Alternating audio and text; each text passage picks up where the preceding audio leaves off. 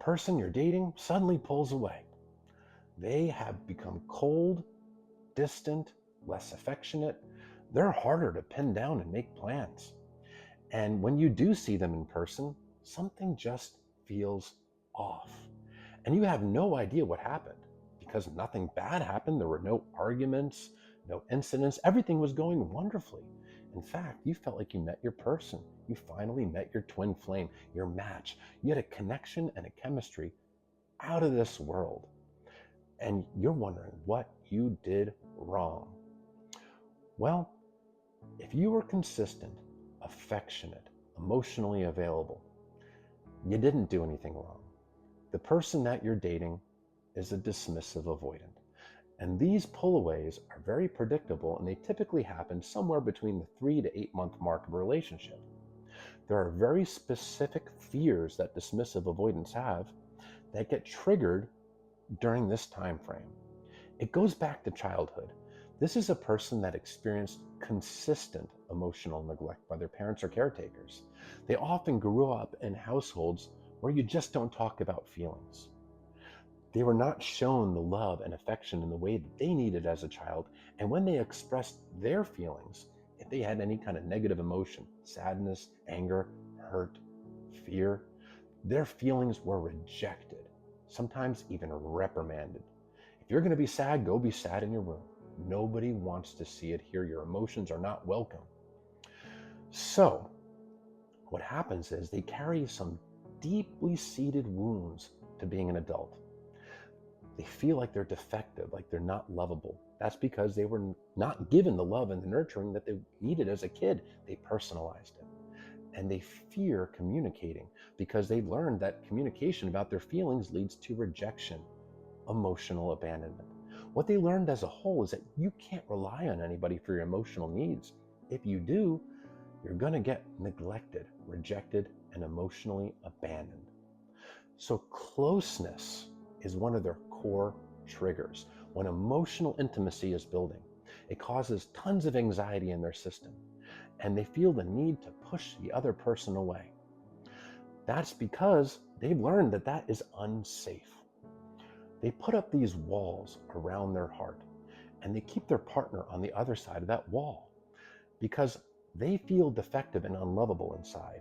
And if they let the other person in, their partner will figure out that they are defective, worthless, and unlovable. So they have these walls to protect themselves from getting figured out. And closeness is unsafe because that means they're going to get figured out, they're going to get rejected, they're going to get abandoned. They were never shown how to process emotions as a kid. So what they learn to do is avoid it, suppress it, bottle it up, not think about it, just distract themselves. Avoid, avoid, avoid. And that also includes avoiding self-reflection. Self-reflection is very difficult for a dismissive avoidant because it would be confirming their own inner defectiveness. Self-reflection also brings accountability. When you did something right, when you did something wrong, reflecting on that, reflecting on how your behavior impacts others, taking ownership. Well, if they take accountability, I hurt this person, I did this wrong, it would be confirming their own inner defectiveness. Another trigger that often happens during these 3 to 8 month marks is any kind of expectations or disagreement. Even if it's something very, very small, something that feels minor to you, feels insurmountable to them. Because they fear expressing their opinions, they fear conflict because it led to rejection in childhood. So they just bottle up their feelings and really struggle to communicate, and it feels insurmountable. A tiny disagreement can feel like an absolute deal breaker to the dismissive avoidant. It means you're fundamentally incompatible. They also don't deal well with any kind of expectations, even if it's just the bare minimum. Even if you just want them to consistently communicate with you and show up and spend time together, because they were not able to meet the expectations of their parents or caretakers as a kid. They were held to these high standards, and they were often only given love and affection based on accomplishments. So they feel it's inevitable that they're going to disappoint their partner if there's any kind of expectations that are put on them. It feels overwhelming, and they feel the need to run and protect themselves.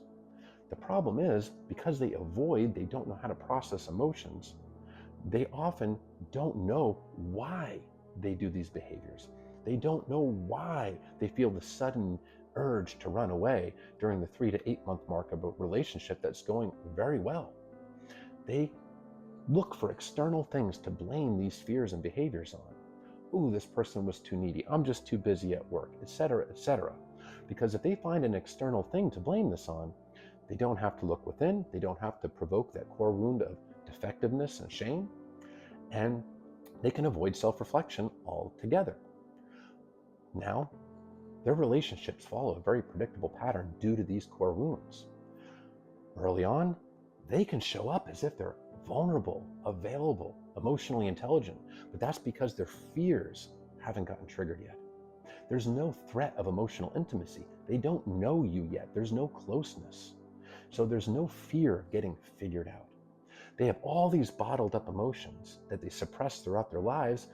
And early in that relationship, which is the shared fantasy phase, because it's a fantasy world for the avoidant, they let all these bottled up emotions flow out onto their partner. And it can make you feel seen, validated, wanted, and desired, and create a chemistry and connection that's out of this world.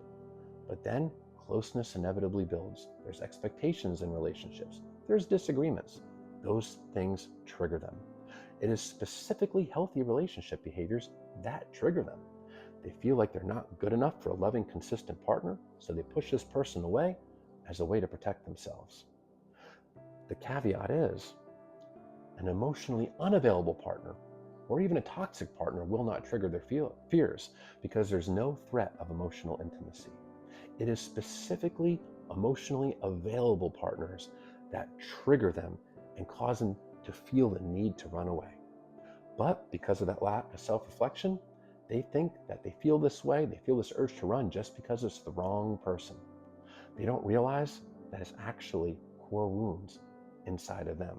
A lack of self-awareness is really a big part of it. So if you've been in a relationship with someone that everything felt like it was going great, they seemed available, and all of a sudden now they're acting not, and nothing significant happened at all, you're dealing with a dismissive avoidant with unhealed attachment wounds. It's not your fault. It's nothing you did wrong.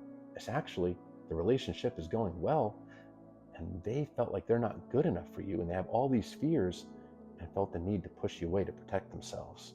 It's a reflection of their attachment wounds, not you or anything you did.